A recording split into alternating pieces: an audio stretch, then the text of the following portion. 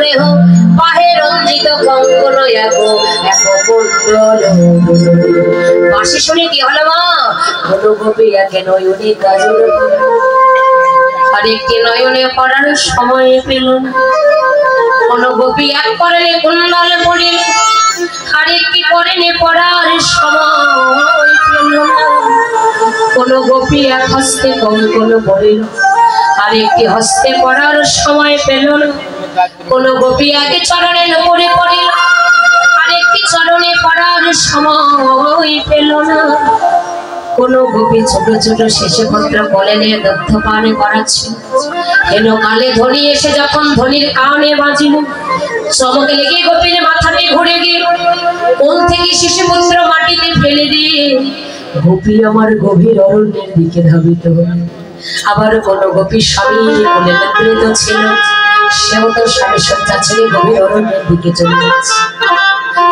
এক গোপী এক অবস্থা কেউ রান্নার কাজে ছিল সবাই একটা কর্ণ খোলা রেখেছিল কখন বাজবে সেই বাঁশি কখন তারা সেই মুরলীর ধ্বনি শুনতে পারবে বাঁশি শুনলে তারা আর কেউ থাকবে না এবার চৈনা গোবিন্দ বাঁশি বাজন করছেন গোপীগণ আর কেউ থাকতে পারল না কোন গোপী ছোট ছোট পুত্র ছোট ছোট সন্তান মাটিতে ফেলে দিয়ে চলে যাচ্ছে ছোট শিশু মায়ের জন্য ধুলায় পড়ে গড়াগড়ি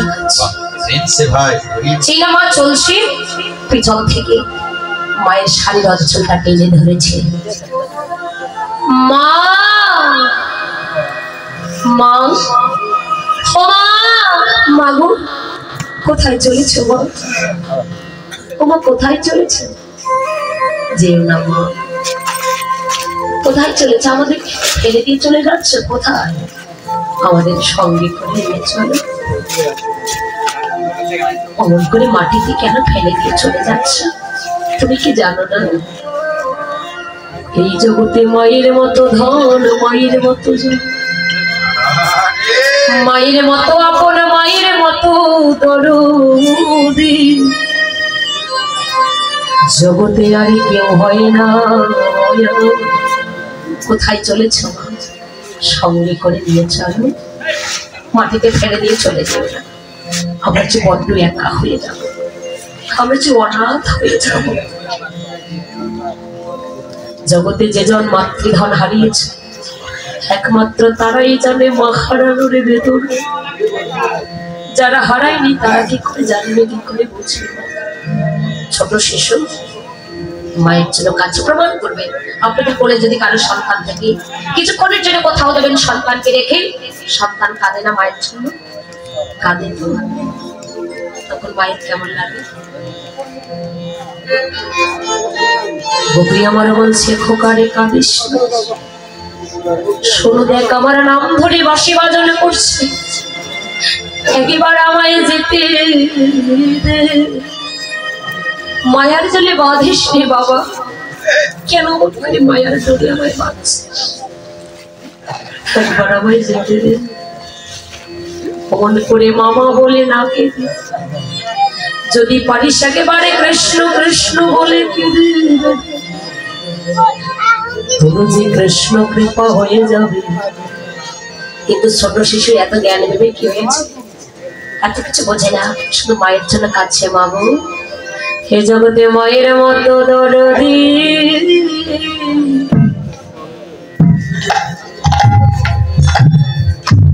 হরে কে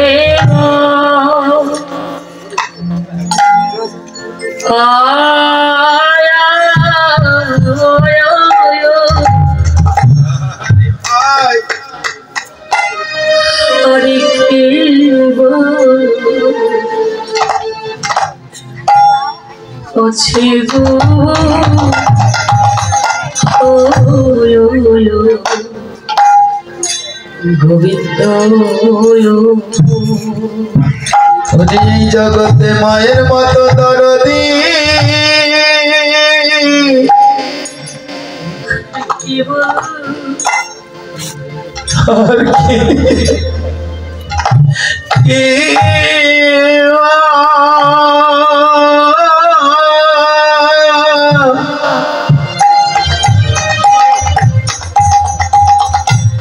আসে গো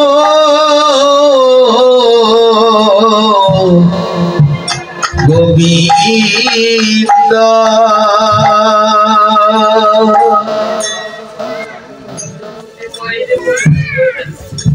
এই জগতে মায়ের মতো দরদি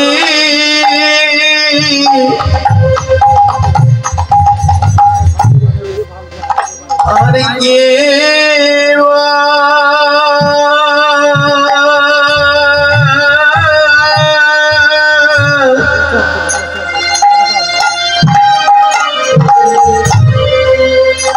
আসে গো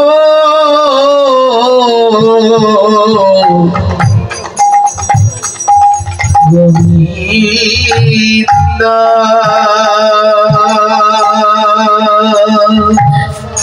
জগতে দেখা দিয়েছে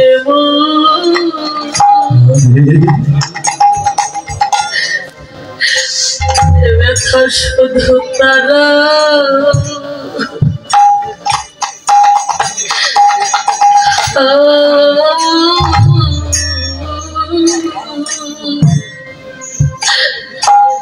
শুধু তারা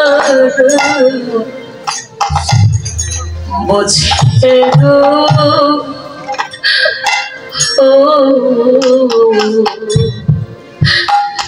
গোবিন্দ এই জগতে যে হারাই আছে মা এই ব্যথা শুধু তো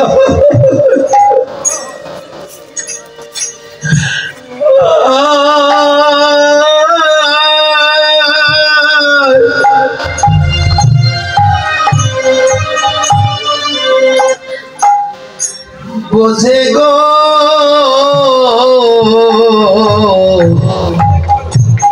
গোবিন্দ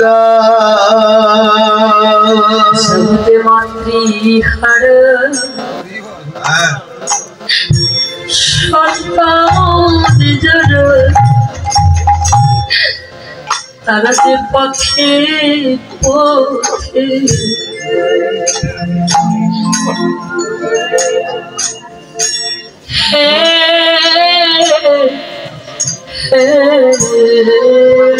এই জগতে মাতৃহারা সন্তান যারা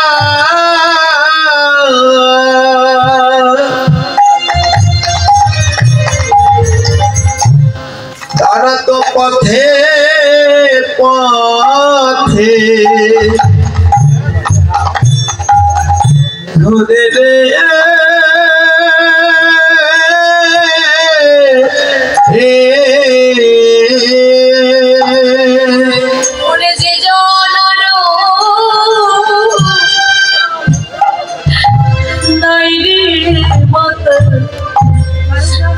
তোর বিফল বনরে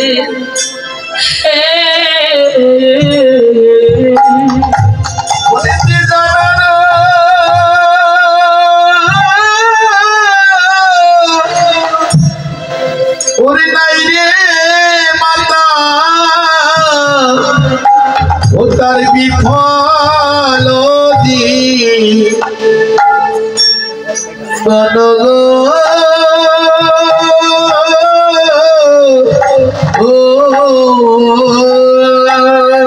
ওরে মন জানে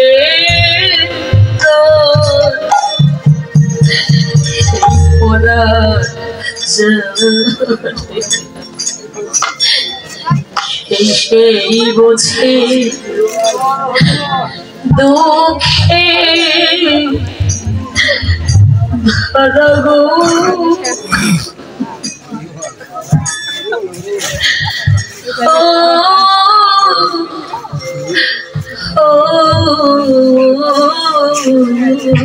ওরে মন জানে তো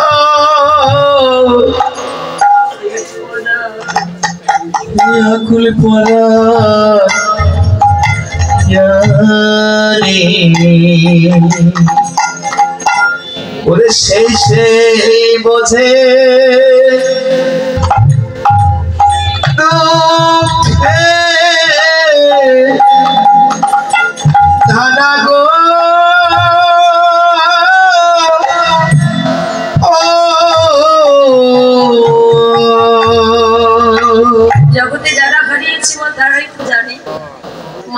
যে কত ব্যথা, কত দুঃখ, কত কষ্ট। যেমন বিশেষ করে মায়েরা আছে, অনেক মা, অনেক দিদি ভাই আছে, দেখবে শ্বশুর বাড়ির থেকে বাবার বাড়ি যেতে চায় না। বলে তো কখন? যখন কারো মা থাকে না, তখন দেখবেন তারা কখনো যেতে চায় না গো শ্বশুর বাড়ি থেকে বাবার বাড়ি। হয়তো অন্যের কাছে গিয়ে কাঁদে আর বলে, দিদি রে তোর মা আছে, তুই যাস, কিন্তু আমার তো মা নেই, আমি কোথায় যাবো? কার কাছে গিয়ে দাঁড়াবো? ভালোবাসার মতো মনে হয় কেউ নেই, আমাকে ভালোবাসার মতো কেউ নেই। কার কাছে গিয়ে একটু মনের কথা বলবো?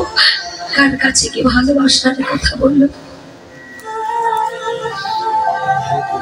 জগতে যে জন হারিয়েছে মনে হয় তো জানি, কথাই বলেন না, যার ঘরে গাভী আছে তারা দুধে ভাতে খায়, যার ঘরে গাভী নেই তারা পরার মুখ কপালে চায়। জগতে যাদের ঘরে গাভী আছে তারা দুধে ভাতে খায়, তাই না বাবা? যাদের ঘরে গাভী নেই পরার মুখ কপালে চায়। তেমনি জগতে যাদের মা আছে তারা তাদের মাকে প্রাণ ভরে মা মা বলে ডাকে। আর জগতে যাদের ঘরে মা নেই, যারা মাতৃহারা সন্তান, তারা ওই দৃশ্যটা দেখলে থাকতে পারে? দৌড় দিয়ে গোবিন্দের কাছে কাঁদে, হে গোবিন্দ তোমার চরণে তুমি আবার পাঠাও দয়া,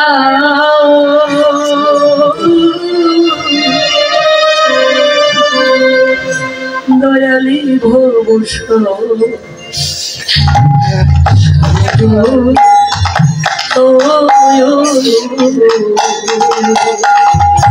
ও তুমি আবার যদি পাঠাও দয়া,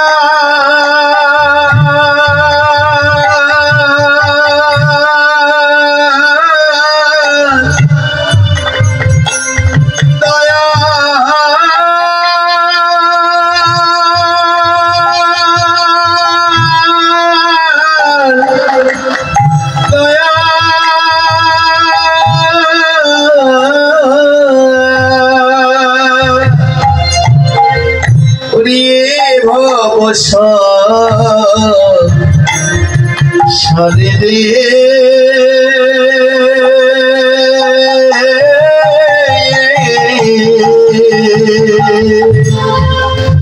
কৃষ্ণ ভক্ত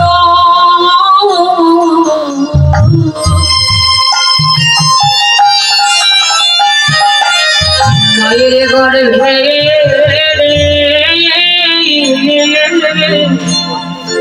তুমি জন্ম দিও মরে গো,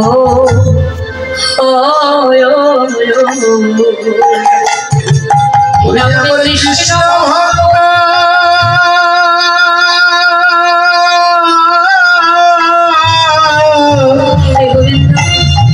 আমার দিদি কোনদিন ভূমি পাঠিয়ে দাও, আমার কৃষ্ণ ভক্ত মায়ের গর্ভে জন্ম দিয়ে গোবিন্দ। সে মায়ের কৃষ্ণ ভক্ত মায়ের গর্ভে জন্ম পেয়ে সারা জন্ম যেন কৃষ্ণ বলে কেঁদে এই জন্ম ধন্য করতে পারে।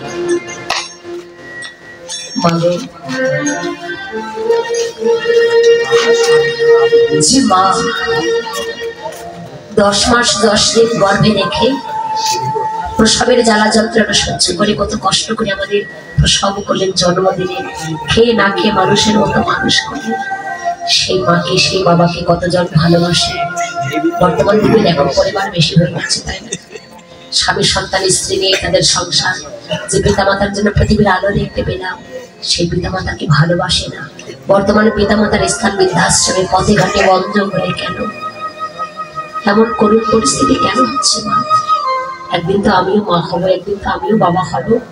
সেদিন আমার যেদিন সন্তান হবে, যেদিন আমার ঘরে ছেলের বউ আসবে, সেদিন তো আমার পরিণত এই হবে।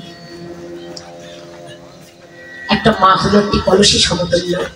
এক কলসের দুগ্ধ দিয়ে 7টি কলস পরিপূর্ণ হয়, 7 কলসের দুগ্ধ দিয়ে এক কলসের 1 কণা পরিপূর্ণ হয় না। কলসী অর্থাৎ মা। একটি মা পারে 10টি সন্তান হলে মানুষের মতো মানুষ করতে, আর আমরা 10টি সন্তান হয়েও পারি না একটি বাবা একটি মায়ের অন্ন বস্ত্রটুকু জোগাড় করতে। কেন ওগো, তোমরা যতই যাও না মন্দির মসজিদে, যতই করো গঙ্গা স্নান, বাবা মাকে না বাসিলে ভালো হয় না। খুশি ভগবান যতই জীবনে তুমি ধর্ম কর্ম করো না কেন, আদ্যগুরু পিতামাতা পরম গুরুপতি এদের মনে কষ্ট দিয়ে জীবনে কোনোদিন কোনো কাজ উন্নতি লাভ করতে পারবে না। একটা কথা মনে রাখবে, ঘর থেকে বাইরে হলে পথে ঘাটে মন্দির দেখলে সাষ্টাঙ্গে প্রণাম করে ওই মাকে আশীর্বাদ করছে বলতে পারবো। ঘরে জ্যান্ত পিতামাতা আছে চরণে হাতে প্রণাম করো, সঙ্গে সঙ্গে আপনার মাথায় হাত বলে আশীর্বাদ করবে, বাবা তুই দীর্ঘজীবী হ, মা তুই চির সুখী হ। মনে রাখবেন, পিতামাতা যেটা আশীর্বাদ করবে ভগবানের সাধ্য নেই সেই বাঞ্ছা পোড়াবে। তাহলে সেই পিতামাতার মনে তোমরা কষ্ট দিচ্ছ, দিও না। সকলের চরণে নিবেদন, শুধু পিতামাতা নয় মায়েদের বলছি কি তৎসঙ্গে শ্বশুর শাশুড়ির মনে তোমরা কি কষ্ট দেবে না। তুমি যাকে নিয়ে আজকে এত আনন্দ করছো তাকে পেয়েছো কোথায়? যার জন্য পেয়েছো তার মানে কেন তুমি কষ্ট দিচ্ছ? সকলের চরণে নিবেদন। এই অধমার কথা শুনে কেউ যদি শ্বশুর শাশুড়ি তৎসঙ্গে পিতামাতার চরণ সেবা করতে পারেন, আপনাদের জন্ম ধরা ধন্য, আর আমার কীর্তন করা সার্থক। কোন গোপী স্বামী সজ্জা ছেড়ে চলে যাচ্ছে, পিছন থেকে প্রকৃত স্বামী গোপীর কেশ ধরেছে, এই গোপী এই রজনীতে কোথায় চলেছিস? আমার সজ্জা ছেড়ে কলঙ্কিনী ব্যভিচারিণী দুরাচারিণী স্বামী বলেন, আমি যে আমার পতির কাছে যাচ্ছি।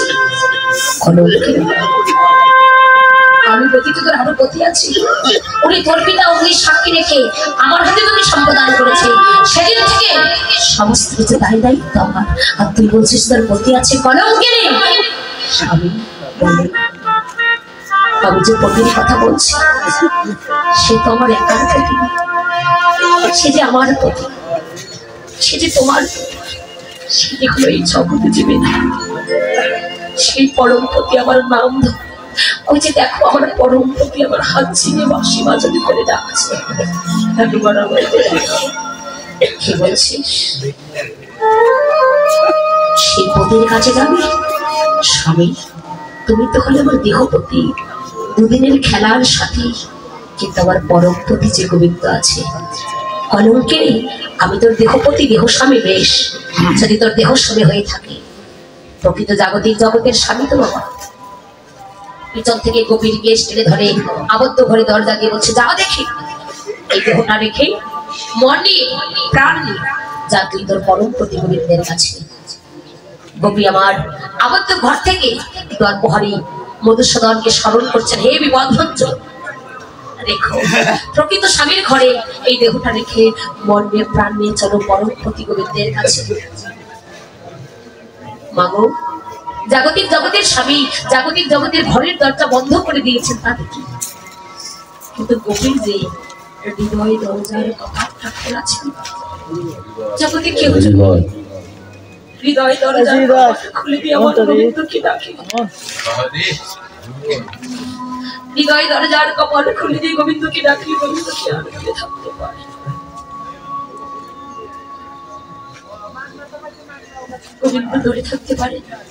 গোপীর স্বামী যখন আবদ্ধ ঘরে দরজা দিয়ে রাখলেন, গোপীর হৃদয় দরজার কপাট খুলে দিয়ে রাখছে, আর গোপী থাকলো না, খাঁচা পড়ে আছে, পাখি ছিল জলমূল্য মতো চলে গেছে। গোপী আমার শুধু স্বামীকে ছাড়লো না, পুত্রকে ছাড়লো না, ঘর সংসার টাকা পয়সা বাড়ি গাড়ি কোথায় গিয়েছে মা, সবকিছু গোপী ছেড়ে চলে গেল। এখন যদি নাম ধরে বাঁশি বাজন করে, কোথায় ঘর, কোথায় সংসার, কোথায় টাকা পয়সা বাড়ি গাড়ি অর্থপাত্র, গোপী কি করলে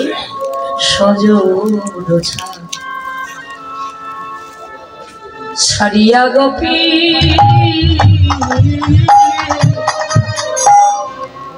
গোপী আমার ধাই কানো যেতে গো, ও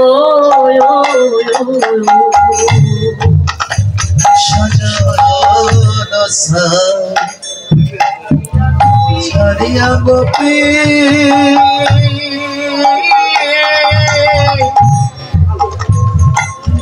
ধাই কানো নেতে গো,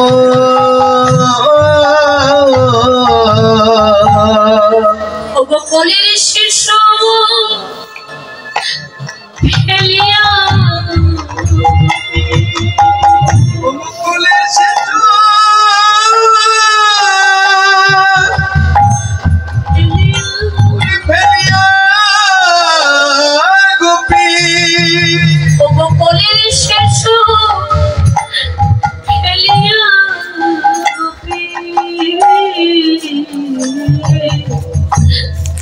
বিধায় কেন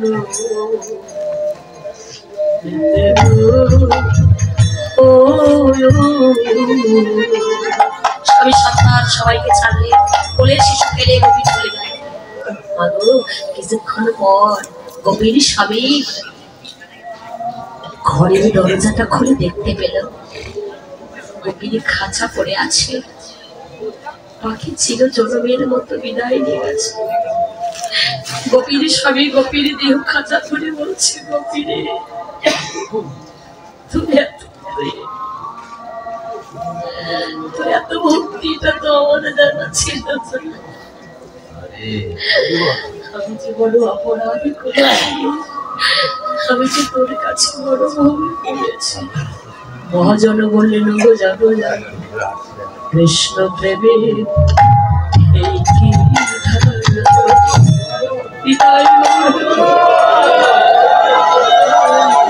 কৃষ্ণ প্রেমে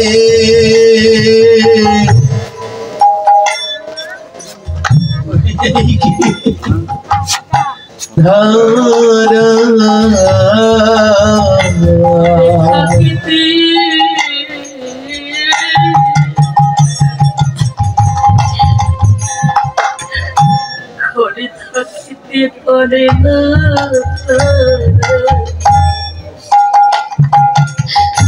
কৃষ্ণ প্রেমে এই কি ঘরে থাকিতে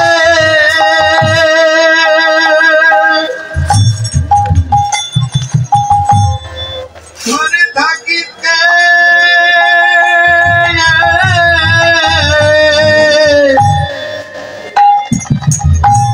উড়ে পারে না তারা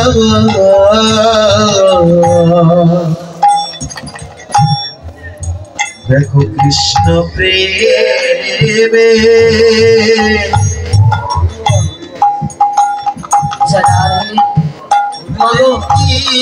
যেমন আজকে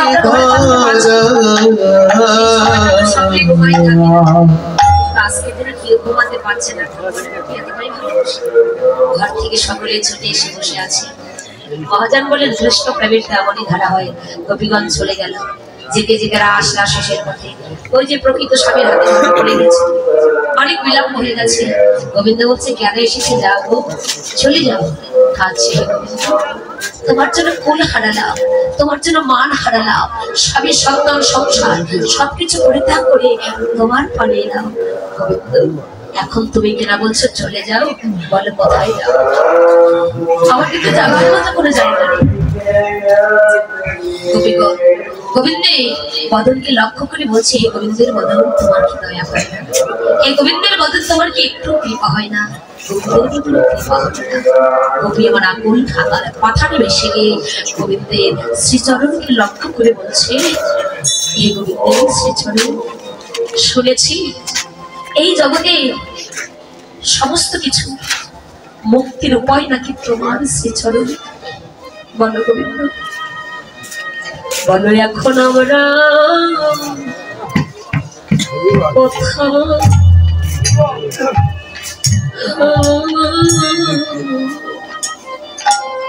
বলো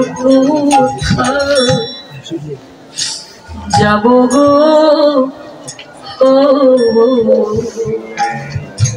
গোবিন্দ।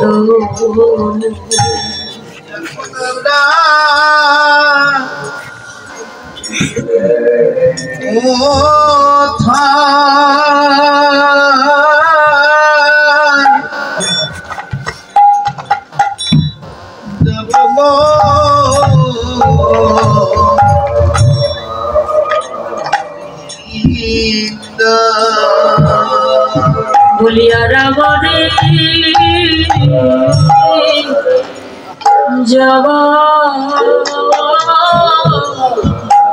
যাবার জায়গা নাই গো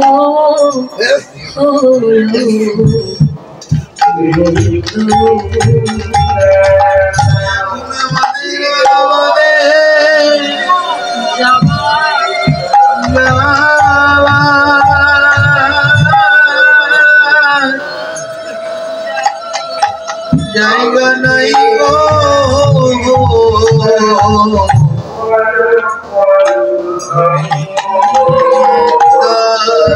বলো গোবিন্দ কোথায় যাবো? আমাদের তো যাওয়ার মতো আরে কোনো জায়গা নেই। তোমার কি কৃপা হয় না? তোমার দয়া হয় না? মা ধরণী বক্ষটা বেঁধে করে দাও। তুমি তোমার বক্ষটা বেঁধে করে দাও।